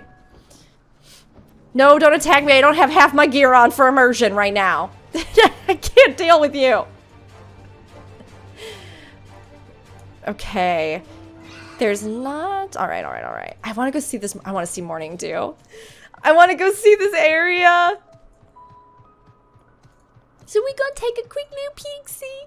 Because this looks so beautiful. There's a fate over here. Nature's staunch protector. I wonder if the fates in this zone have a lot of additional little lore tidbits and things. Oh, it seems like maybe there's going to be a quest that brings us over here, but... We'll get a little sneak peek now. Ah. It's lovely. Another tree. Seems like a kind of recreational hangout zone, chill zone, you know what I mean? This is the chill zone. Oh yeah, that man's full on chill. Full on chill.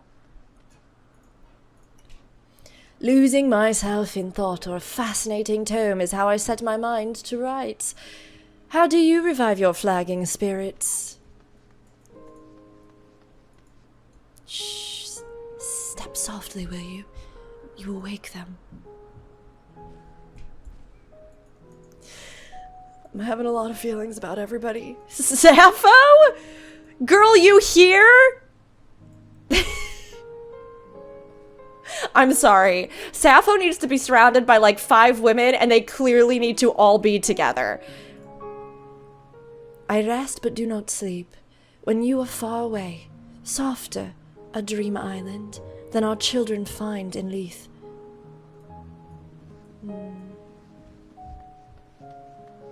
I'm curious if that's actually an excerpt of a poem from the poet Sappho. I bet you it is. Knowing how many references they put in, I bet you anything it is. But she was also a big old sapphic, so. Is there anything more beautiful than watching the cycle of life at work? Is there such thing as an end if there is no beginning? Hold on, I want to see the very last part.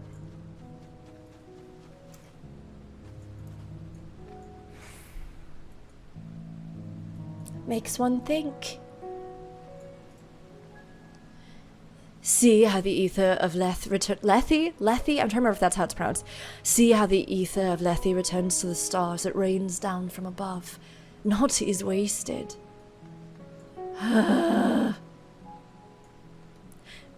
We just do like one quick, you know, we just do like one quick little, like one.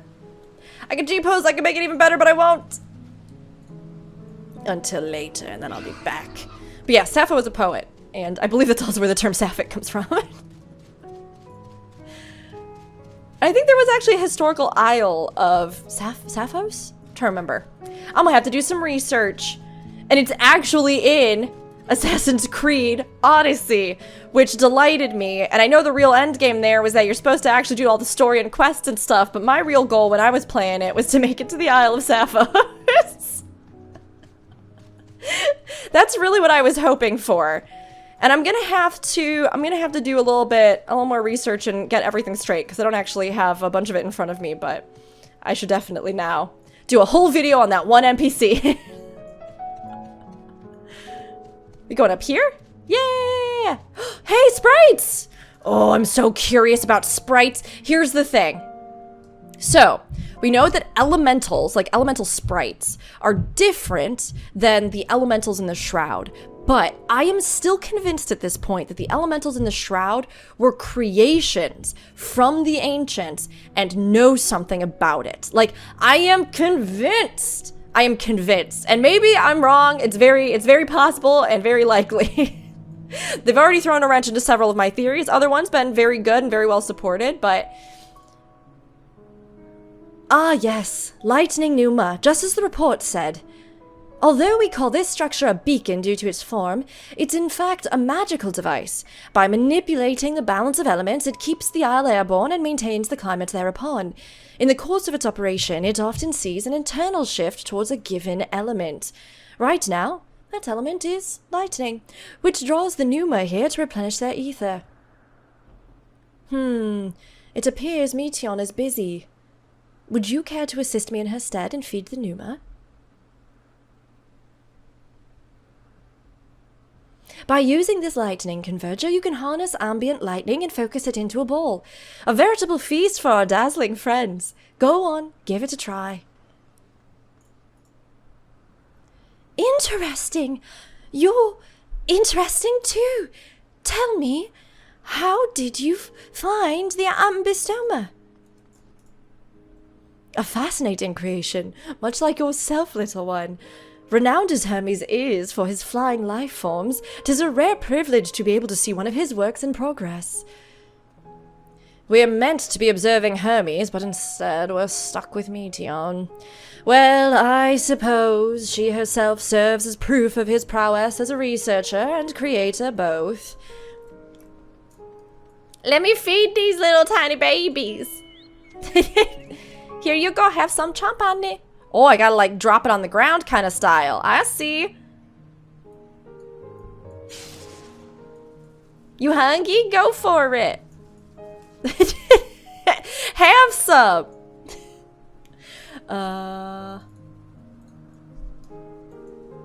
You know, this is the ancient world equivalent of feeding the ducks and geese.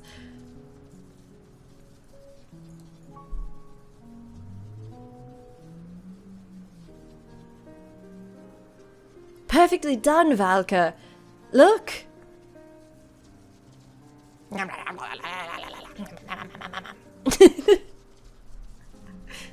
Sorry, I just thought it would be more authentic if we could hear them eating.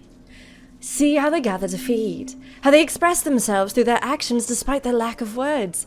Speech is not the sole defining characteristic of a thinking, feeling creature, nor is silence an indication that they do not possess these qualities. Be it a soulless arcane entity such as the Numa, or an ephemeral life form such as the Petaluda, all seek to perpetuate their existence, to survive.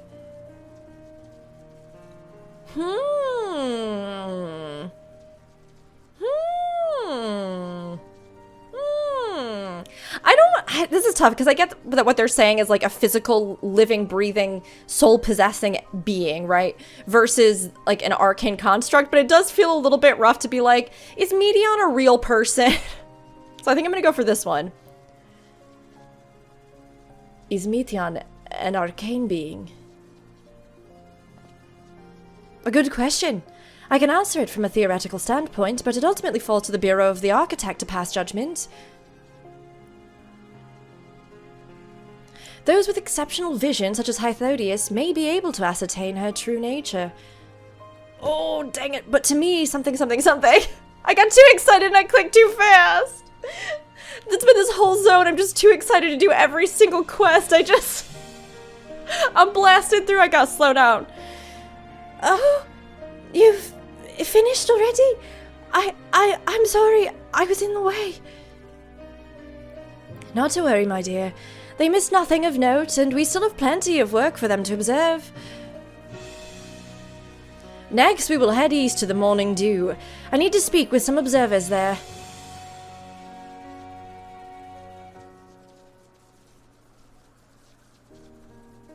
So good, so good, it's so good, it's so good!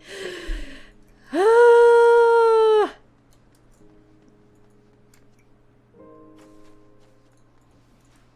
We need to go to... Oh, right where we were. Chill zone. The chill zone. The Morning Dew. I'm gonna call it chill zone. I think that's probably what the reference is to.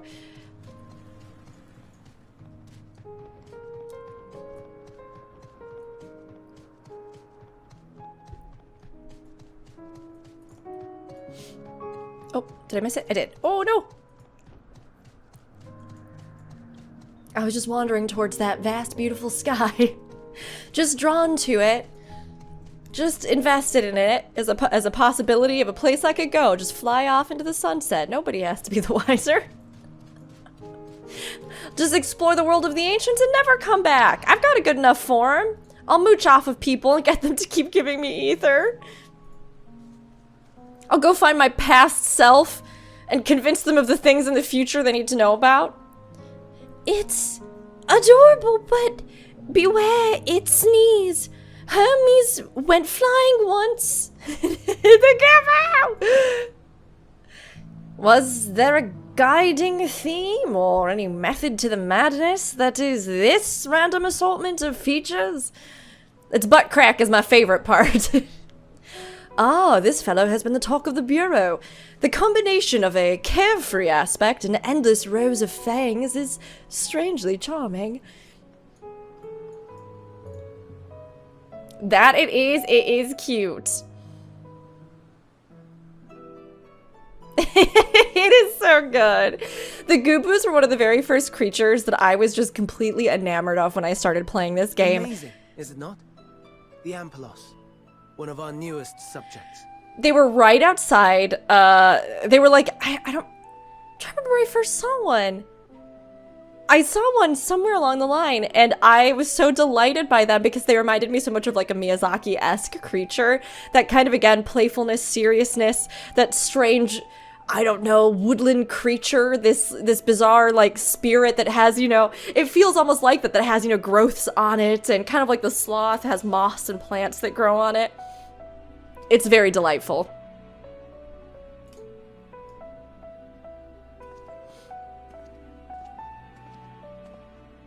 So, how are we coming along?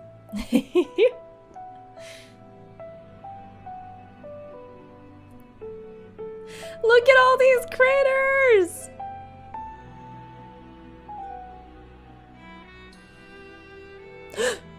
The flowers!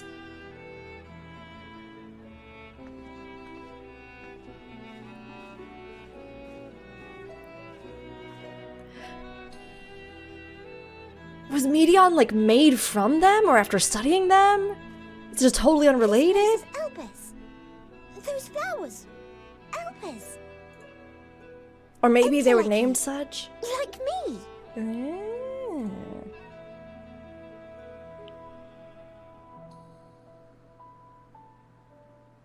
They are a product of Elpis, and so named for their birthplace.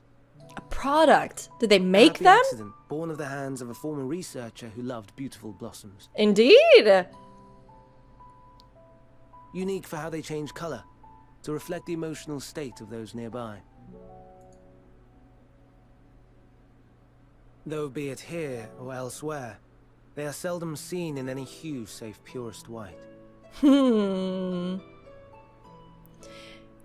Vina, who we know is here, a former researcher, so they probably weren't made by her, but I wonder if she somehow got the idea that the flower would lead us here because of timey-wimey wibbly-wobbly shenanigans, you know? Reflect the emotional state, you say? By what means do they achieve this?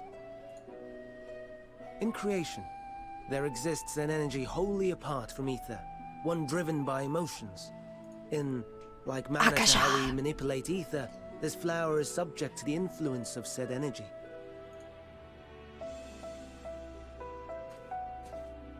Well, it has no will of its own. It is sensitive to the prevailing emotion in the vicinity, and reacts by altering its color and vibrancy.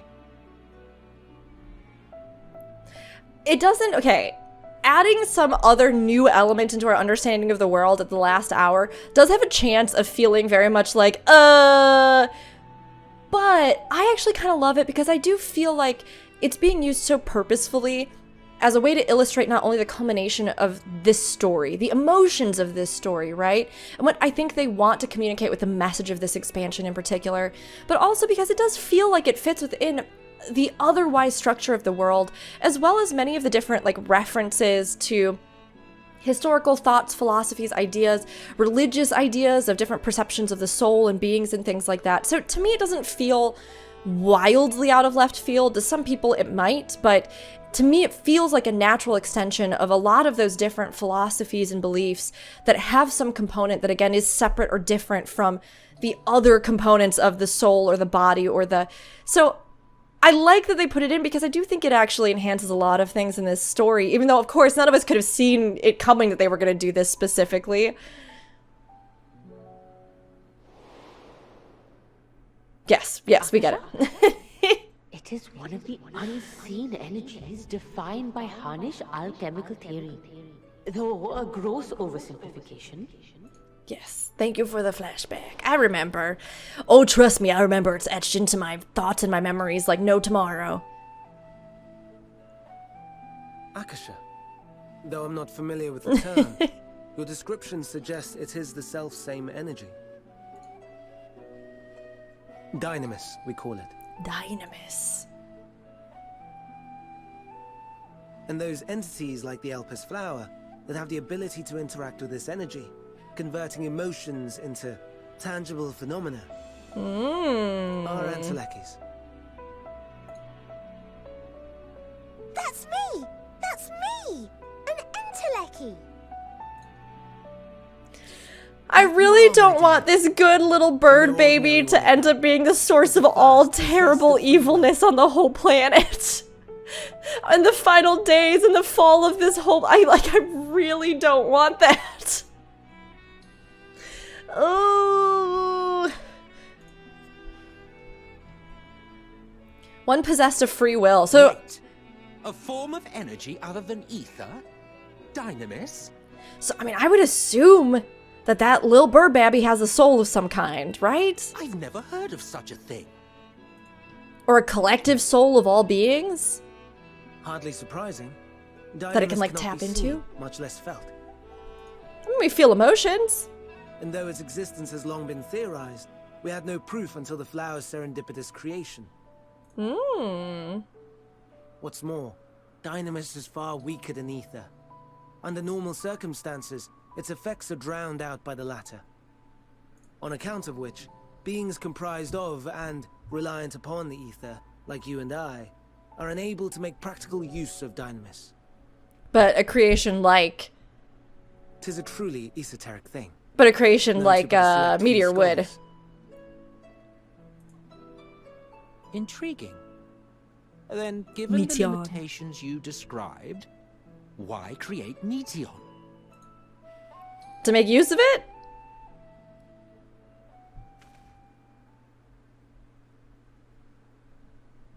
Our star, Aetheris, is especially rich in ether. So much so that its name is derived from it. Oh, like Aetheris. Aetheris. However, when we consider all energy in existence here and in the vast space beyond, Dynamis may account for as much as 68.3%. The more abundant form by far. Were we able to control it, we could open the door to limitless possibilities. Or our own doom. 'Tis not unlike a gently flowing stream, unable to break through the dam of ether barring its path. But if we could imbue the stream with the vigor of a raging river... I mean, is it possible that Fanny Pack wanted to destroy the world because he had caused, he realized he had caused the destruction of his own people, and he was just like, there's no saving this, and I have to just destroy everything then? I don't know. You know, tinfoil hats. Not that I have such grand ambitions. Uh-huh, but you do, though, is the thing. You do, though. There's a little part of you. I merely wish to create a being that could traverse the great expanse. Maybe not evil. Maybe will just help us understand what's happening? The relative scarcity of ether beyond the bounds of this star was a concern. And so, I looked to another source of energy by necessity.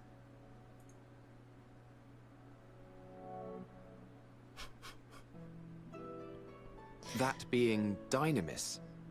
No wonder her ether is so thin. Because she literally couldn't operate if it was Precisely. too thick or too dense. Yours is thin too. Like an enteleki. Like me. In this form, can we learn how to read people's thoughts? That'd be amazing. Are we the same? Entelekis. It's because Emmett Silk didn't do a proper job. Oh my gosh. I have been known to transcend my limits with nothing but determination. Sure, I don't see why I couldn't be one.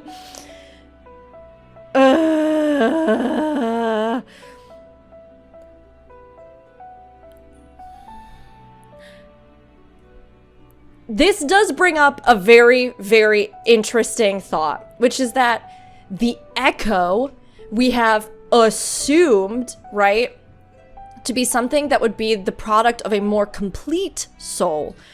So a soul that, you know, had more of its fragments or something like that, or more of its original self intact, which allowed you to use certain powers like the ancients, right?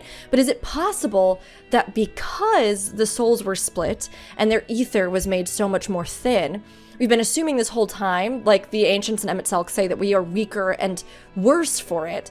But is it possible that actually that made it so that as entities, we were more sensitive to something like Dynamis, and that there may actually be people who can be or access this entelechy kind of thing, and that seeing other people's memories is like a form of, again, emotional, you would say, like emotional structure and things that we feel in our minds, whatever other manifestations that we see, an emotional sensitivity, those like little thought things that we've been getting here in recent ones, right? I thought that they were just like, you know, starting with the Eden raids, we see some of those where we get the little like thought speech bubbles. And myself, I was just going, oh, they probably just did that for dramatic insight into the characters. But could it be that canonically we now actually have to say that we did in that moment experience something of their inner selves? Maybe. They could. I mean, they could do that.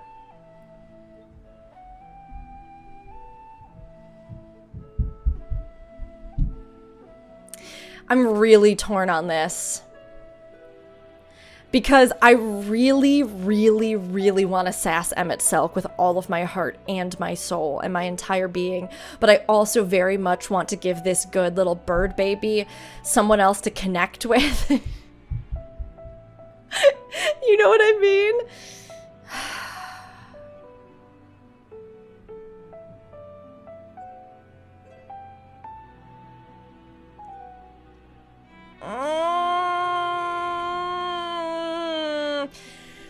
I think I have to go for the sass. I think I have to. If I'm thin, it's because Emet-Selch didn't do a good enough job. Ungrateful. Perhaps I should revert you to the pathetic, faded thing you were. It was worth it. It was worth it. The deficit of ether alone does not an entelechy make. It would, however, make it easier for you to interact with Dynamis. And limited though Maybe. its influence may be, this quality could prove the difference between victory and defeat. You do well not to underestimate it. I mean, maybe though. Maybe that's how they're gonna explain the echo to us at long last.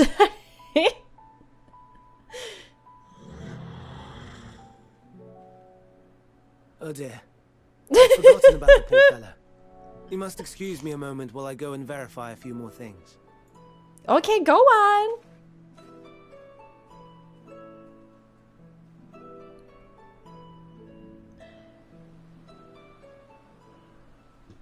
This has all been amazing. I'm learning so much lore. There's so much stuff to add in and fill in the gaps and put in there and recontextualize. Amazing, amazing.